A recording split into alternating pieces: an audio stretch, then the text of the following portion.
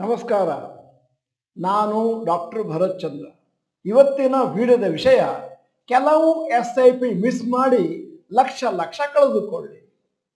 ಬಹಳ ದಿನಗಳಿಂದ ನಮಗೆ ಇಮೇಲ್ ಬರ್ತಾ ಇದೆ, ಸರ್ ಮ್ಯೂಚುವಲ್ ಫಂಡ್ ಅಥವಾ ಷೇರುಗಳಲ್ಲಿ SIP ಬಗ್ಗೆ ಜಾಸ್ತಿ ಮಾಹಿತಿ ಕೊಡಿ. ಅಕಸ್ಮಾತ್ ನಾವೇನಾದರೂ ಒಂದು SIPನ ಮಿಸ್ ಮಾಡಿದ್ರೆ ಏನಾಗುತ್ತೆ, ಯಾವ ದಿನ ನಾವು SIP ಮಾಡಬೇಕು ಇತ್ಯಾದಿ. ಬಹಳ ಜನ ಒಂದು ತಪ್ಪು ಮಾಡ್ತಾರೆ. ಏನು ಅಂತಂದ್ರೆ SIP ಸ್ಟಾರ್ಟ್ ಮಾಡ್ತಾರೆ, ಷೇರುಗಳಲ್ಲಿ SCP ಸ್ಟಾರ್ಟ್ ಮಾಡ್ತಾರೆ. ಅದಾದ್ಮೇಲೆ ಆ ತಿಂಗಳು ಜಾಸ್ತಿ ಖರ್ಚು ಮಾಡಿ ಆ SIPನ ಮಿಸ್ ಮಾಡ್ತಾರೆ, ಪೋಸ್ಟ್ಪೋನ್ ಮಾಡ್ತಾರೆ. ಹಾಗಾದಾಗ ಏನಾಗುತ್ತೆ ಅಂತ ನಿಮ್ಮ ಮುಂದೆ ಒಂದು ಅಂಕಿ ಅಂಶ ಇಡ್ತಾ ಇದೆ. ಉದಾಹರಣೆಗೆ ನೀವು 25 ವರ್ಷ SIP ಮಾಡ್ತಾ ಇದ್ದೀವಿ ಅಂತ ಇಟ್ಕೊಳ್ಳೋಣ. ಅಂದರೆ 300 ತಿಂಗಳು ಇನ್ವೆಸ್ಟ್ಮೆಂಟ್, ಪ್ರತಿ ತಿಂಗಳು 5,000 ಹಾಕ್ತಾ ಇದ್ರಿ. ರಿಟರ್ನ್ಸ್ ಒಂದು ಅಂದಾಜು 14% ಬಂದಿದೆ ಅಂತ ಊಹಿಸ್ಕೊಂಡ್ರೆ ಫೈನಲ್ ವ್ಯಾಲ್ಯೂ ನಿಮಗೆ ಬರೋದು 1.17 crores. ಅಕಸ್ಮಾತು 300 ತಿಂಗಳ ಬದಲಾಗಿ 5 SIP ಮಿಸ್ ಆಯಿತು ಯಾವುದೋ ಒಂದು ಸಂದರ್ಭದಲ್ಲಿ ಅಂತಂದ್ರೆ 5,000 ಹಾಗೆ 14% ಬಂದಿದೆ ಅಂತಂದ್ರೆ ನಿಮಗೆ 1.17 ಬರೋದಿಲ್ಲ, 1.10 lakhs ಬರುತ್ತೆ. 5 ತಿಂಗಳು SIPನ ಮಿಸ್ ಮಾಡೋದ್ರಿಂದ ಕೊನೆಯಲ್ಲಿ ಫೈನಲ್ ವ್ಯಾಲ್ಯೂ ಅಲ್ಲಿ 7 ಲಕ್ಷ ಡಿಫರೆನ್ಸ್ ಬಂದಿದೆ. ಇದು ಕೇವಲ 5,000 ರೂಪಾಯಿ ಹೂಡಿಕೆಗೆ.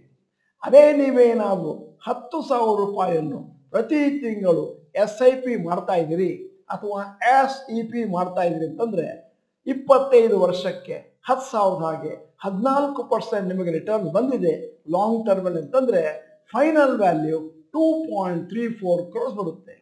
ಅದೇ 5 SIPನ ಮಿಸ್ ಮಾಡಿಕೊಂಡ್ರೆ 2.21 crores, ಡಿಫ್ರೆನ್ಸು 13 ಲಕ್ಷ.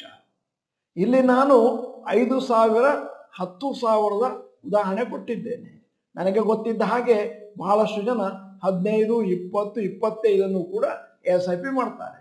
ಹಾಗೇನಾದರೂ ಮಾಡಿದಾಗ ಡಿಫ್ರೆನ್ಸು 7, 14 ಲಕ್ಷ ಇರೋದಿಲ್ಲ, 50, 60, 70 ಲಕ್ಷದವರೆಗೂ ಡಿಫ್ರೆನ್ಸ್ ಆಗುತ್ತೆ. ಹೆಚ್ಚಿನ ಹೂಡಿಕೆದಾರರಿಗೆ ಇನ್ನೂ ಒಂದು ಕನ್ಫ್ಯೂಷನ್, ನಾನು SIPನ ಯಾವಾಗ ಮಾಡಬೇಕು, ಬಿಗಿನಿಂಗ್ ಆದ ಮಂತ್ ಅಲ್ಲ, ಮಿಡ್ಲ್ ದಿ ಮಂತ್ ಅಲ್ಲ, ಅಥವಾ ಎಂಡ್ ದಿ ಮಂತ್.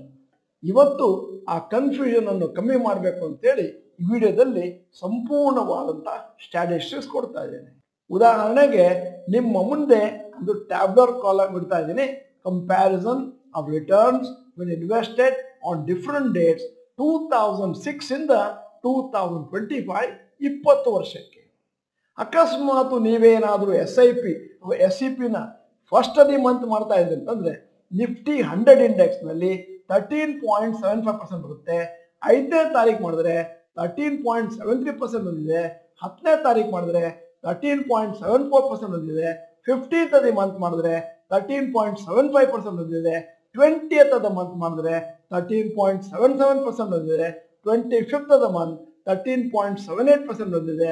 ಹಾಗೂ ಕೊನೆವರೆಗೆ ಕಾದು 30ನೇ ತಾರೀಕು SIP ಮಾಡ್ತೀನಿ ಅಂದರೆ 13.73 ಬಂದಿದೆ. ಇದು ನಿಫ್ಟಿ 100 ಇಂಡೆಕ್ಸ್ನಲ್ಲಿ ನಾವು ತೆಗೆದುಕೊಂಡ ಅಂಕಿಅಂಶಗಳು. ಈಗ ನಿಫ್ಟಿ ಮಿಡ್ ಕ್ಯಾಪ್ 150 ಅದರಲ್ಲಿ ನೀವೇನಾದರೂ SIP ಮಾಡ್ತೀನಿ ಅಂದರೆ ಮೊದಲನೇ ತಾರೀಕು SIP ಮಾಡಿದ್ರೆ 17.83, 5ನೇ ತಾರೀಕು SIP ಮಾಡಿದ್ರೆ 17.79%, 10ನೇ ತಾರೀಕು 17.82%, 15ನೇ ತಾರೀಕು 17.82%, 20ನೇ ತಾರೀಕು 17.86%, 25th ಮಾಡಿದ್ರೆ 17.90% ಮತ್ತು 30ನೇ ತಾರೀಕು SIP ಮಾಡ್ತೀನಿ ಅಂದರೆ 17.84. ಈಗ ಈ ಅಂಕಿ ಅಂಶಗಳನ್ನು ಮತ್ತೊಮ್ಮೆ ಗಮನಿಸಿ, ಯಾಕಂದ್ರೆ ನಿಮ್ಮ ಮುಂದೆ ಸ್ಲೈಡ್ಗಳಿದ್ದಾವೆ. ಡಿಫ್ರೆನ್ಸ್ ಏನು ಅಂತಂದ್ರೆ ನೀವು ಯಾವ ದಿನಾಂಕ SIP ಮಾಡಿದ್ರೂ ಪರವಾಗಿಲ್ಲ, 0.1% ಒಳಗೇನೆ ಆ ಡಿಫ್ರೆನ್ಸ್ ಇದೆ. ಅದರಿಂದಾಗಿ ಇಂತಹ ದಿನ ನಾನು SIP ಮಾಡ್ತೇನೆ ಅಂತ ನೀವೇನಾದರೂ ಡಿಸೈಡ್ ಮಾಡಿ ಅಕಸ್ಮಾತ್ ಮೊದಲನೇ ತಾರೀಕು ಒಳ್ಳೇದು 15ನೇ ತಾರೀಕು ಒಳ್ಳೇದು ಡಿಸೈಡ್ ಮಾಡಿದ್ರೆ ತಪ್ಪಾಗುತ್ತೆ. ಯಾವ ದಿನ ಬೇಕಾದರೂ SIP ಮಾಡಿ, ಅದರಿಂದ ನಿಮಗೆ ಅನುಕೂಲ ಆಗುತ್ತೆ, ಡಿಫ್ರೆನ್ಸ್ ಜಾಸ್ತಿ ಇಲ್ಲ. ಈಗ ನಿಮಗೆಲ್ಲ ಒಂದು ಗುಡ್ ನ್ಯೂಸ್ ಕೊಡ್ತಾ ಇದ್ದೇನೆ. ಬಹಳ ಜನ ನಮಗೆ ಕೇಳ್ತಾ ಇದ್ರು ಮ್ಯೂಚುವಲ್ ಫಂಡ್ ಬಗೆಗೆ ಒಂದಷ್ಟು ಮಾಹಿತಿ ಕೊಡಿ. ಈಗ ಬಹಳ ಜನ ಆಫ್ಲೈನ್ ಕೋರ್ಸ್ಗಳನ್ನು ಲೈಕ್ ಮಾಡ್ತಾ ಇದ್ದಾರೆ. ಅದಕ್ಕೋಸ್ಕರ ನಾವು ಬೆಂಗಳೂರಿನಲ್ಲಿ ಫ್ರೀ ಆಫ್ಲೈನ್ ಕೋರ್ಸ್ ಮಾಡ್ತಾ ಇದ್ದೇವೆ. ಇದಕ್ಕೆ ಎಂಟ್ರಿ ಫೀ ಇಲ್ಲ, ಎಲ್ಲರಿಗೂ ಅನುಕೂಲ ಆಗಲಿ ಅಂತ ಫ್ರೀಯಾಗಿ ಮಾಡ್ತಾ ಇದ್ದೇವೆ. ಏನೇನು ಟಾಪಿಕ್ನ ಕವರ್ ಮಾಡ್ತೇವೆ ಅಂತ ಬ್ರೀಫ್ ಆಗಿ ಸಂಕ್ಷಿಪ್ತವಾಗಿ ಹೇಳ್ತಾ ಇದ್ದೇವೆ. ಮೊದಲನೇದು basics of mutual fund, 2 classification mutual fund. ಇವನ್ನೆಲ್ಲ ತಿಳ್ಕೊಂಡ್ರೆ ಮಾತ್ರ ನೀವು ಸರಿಯಾದಂತಹ ಮ್ಯೂಚುವಲ್ ಫಂಡ್ ಅಲ್ಲಿ ಹಣವನ್ನು ಹಾಕ್ಲಿಕ್ಕೆ ಅನುಕೂಲ ಆಗುತ್ತೆ. 3 suitability of mutual funds for different people at different situations. 4 understanding your risk profile. 3 types aggressive, moderate, conservative. ನೀವು ಯಾವ ಕ್ಯಾಟಗರಿಗೆ ಸೇರ್ತೀರಿ ಅಂತ ಯೋಚನೆ ಮಾಡಬೇಕು. 5ನೇದು what percentage of money mutual fund ಹಾಕಬೇಕು. 6 ಪವರ್ ಆಫ್ SIP, SWP. 7ನೇದು capital gains tax and mutual fund. ಈ free offline course mutual fund ಮೇಲೆ ಕನ್ನಡದಲ್ಲಿ ನಡೆಯುತ್ತೆ. ಆಡಿಟೋರಿಯಂನಲ್ಲಿ. ಡೇಟು 16ನೇ ತಾರೀಕು ನವೆಂಬರ್ ಭಾನುವಾರ. ಸಮಯ 2:30ಯಿಂದ 5 ಗಂಟೆವರೆಗೆ ಮತ್ತು ಮೊದಲ 80 ಜನರಿಗೆ ಮಾತ್ರ ನಾವು ಸೀಟನ್ನು ಕೊಡ್ತಾ ಇದ್ದೇವೆ. ನಿಮಗೆ ಈ ಮ್ಯೂಚುವಲ್ ಫಂಡಿನ ಫ್ರೀ ಕೋರ್ಸ್ನಲ್ಲಿ ಅಟೆಂಡ್ ಆಗಬೇಕು ಅಂತಿದ್ರೆ ಅಂದರೆ ನೀವು ಬರ್ಬೋದು, ನಿಮ್ಮ ಸ್ನೇಹಿತರನ್ನು ಕರ್ಕೊಂಡ್ ಬರ್ಬೋದು, ನಿಮ್ಮ ಜೀವನ ಸಂಗಾತಿಯನ್ನು ಕರ್ಕೊಂಡ್ ಬರ್ಬೋದು, ಮತ್ತು ವಯಸ್ಸಿಗೆ ಬಂದ ಮಕ್ಕಳಿದ್ರೆ ಅವರನ್ನು ಕೂಡ ಕರ್ಕೊಂಡ್ ಬರ್ಬೋದು, ನೆರೆ ಹೊರೆಯವರನ್ನು ಕೂಡ ಕರ್ಕೊಂಡ್ ಬರ್ಬೋದು. ಇದು ಎಲ್ಲರಿಗೂ ಅನುಕೂಲ ಆಗಲಿ ಅಂತ ಹೇಳಿ ನಮ್ಮ ಇನ್ಸ್ಟಿಟ್ಯೂಟಿಂದ ಫ್ರೀಯಾಗಿ ಮಾಡ್ತಾ ಇರುವಂಥ ಕೋರ್ಸು.